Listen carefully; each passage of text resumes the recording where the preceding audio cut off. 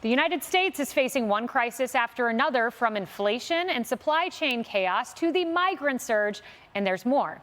But critics say what the country really has is a leadership crisis. You think? President Biden's pick for top departments are drawing fierce criticism. There's Chief of Staff Ron Klain with his retweets of the out-of-touch comment by a former Obama economic advisor that rising prices are a, quote, high-class problem. Vice President Kamala Harris, well, she's MIA on the border. We all know that, and most everything else. And then there's Transportation Secretary Pete Buttigieg making light of the supply chain issue and how it could impact Christmas. The list goes on. This is such an interesting cast of characters, Steve, and it just gets worse day by day. I mean, there's Kamala, there's Pete, there's Blinken, who bungled Afghanistan. I mean, this group, can they get anything right? Well, interesting. That's one way of putting it, Kaylee. I agree with you, but I mean, it's so.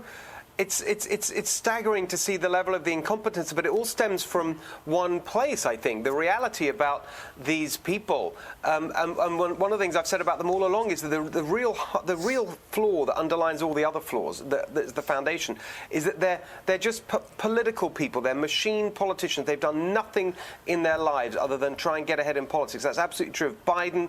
Never done a real job in his life.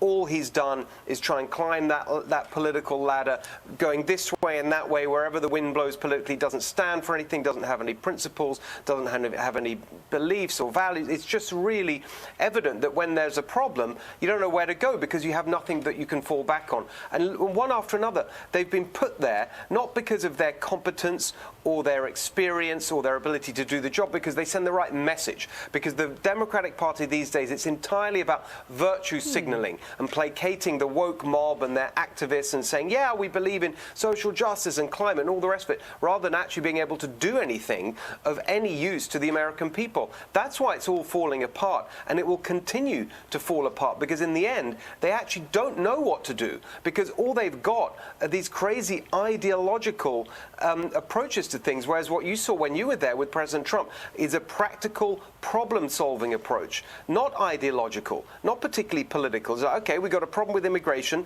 let's build a wall and stop people coming in and control the border.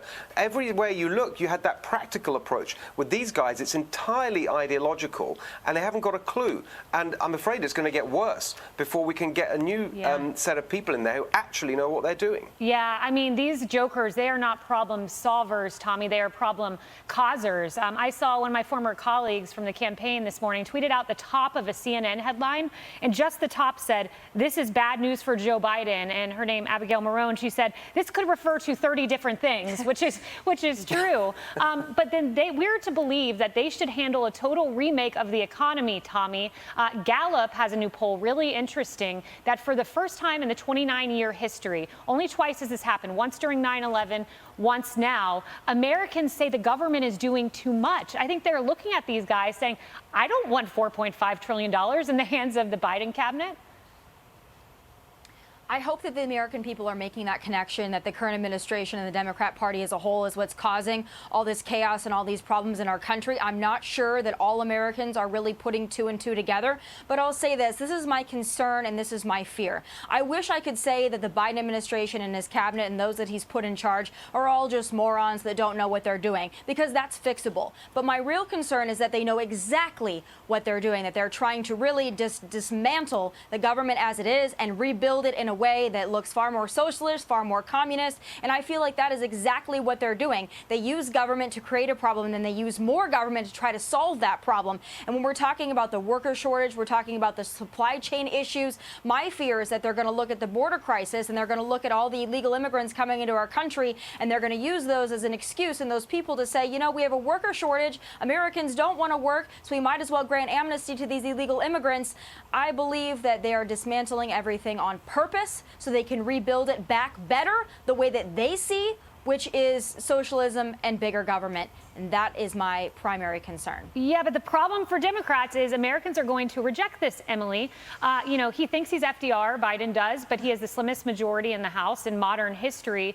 There was a seat in Iowa that he just lost. 46 years it had been in control of Democrats. Republicans won it.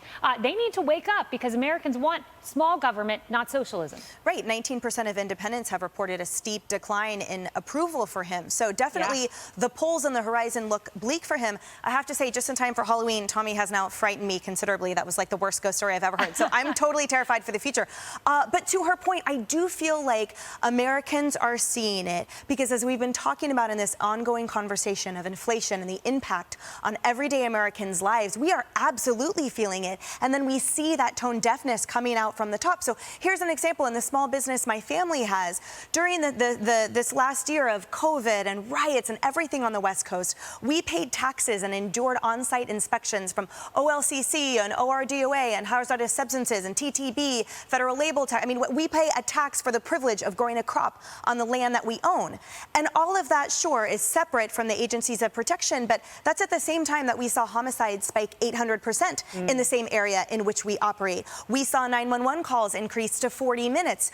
We saw the 28% of state crimes, violent and property crimes, were referred for prosecution. So how are you telling Americans that they are supposed to keep up their end of the civic bargain when their dollar is now worth less, when they are less safe, when they are having their land taken from them constructively? How are we supposed to hold up our end of the bargain when this administration doesn't hold up the end of theirs? Yeah, no, exactly. Well said. And one other point I want to make, Harris, is, you know, Blinken was in the Hamptons during the Afghanistan withdrawal. Biden is repeatedly absent. Pete Buttigieg is on family leave because he just adopted 2 children. Maternity, exactly. And Trump paved the way for that, by the way, paid family leave for federal employees. It's really important. It's, I think, a huge deal to be with your child after they're born. But look, when you sign up, my problem is when you sign up for a job, I signed up to be Trump campaign press secretary. I got back to work a few weeks later by choice because my job had an expiration date on it.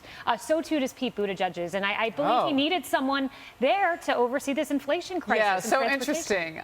We talked about this on the Faulkner Focus a little bit, Brian Kilmeade and I did. So I am, you know, adding to the list of concerns that maybe others have. I'm concerned about who's actually doing the jobs right now. Yeah. Because Pete Buttigieg took paternity leave. I think that's a beautiful thing. You just said it. As parents, you want to be with that baby, right? You want to be with those little ones. And at the same time, when I'm out, somebody fills in. When you were not in your job with little Blake who'd been born, somebody filled in. Yeah. Deputy press secretary, right? He's got a deputy administrator to back him up as transportation secretary, deputy secretary. Until this week, I didn't know that much about John Picari. And now I know he's the port czar for the supply chain crisis. And you know why we didn't know much? Because we didn't see him. So all those times that Pete Buttigieg in the last few months, because we saw the supply chain thing happening for months. We knew since February we were going to have some issues, right? For a whole host of different reasons, it was coming like a train down the tracks, and you're standing there in your underwear going, oh, I should put some clothes on and get out of the way. But with this, we didn't know a John Picari because he wasn't at the lectern taking reporters' questions. That's a bigger concern. This White House actually thinks we don't deserve answers. They don't even put in backups when their main transportation secretary is out. Yeah. Like, we have questions. Yeah. Yeah, we do have questions. And my question is, where were the reporters during all of this? Well, what is a port czar? What is a port czar? Can he tell us? Can he come and give us a little conference? Yeah, exactly. Well said.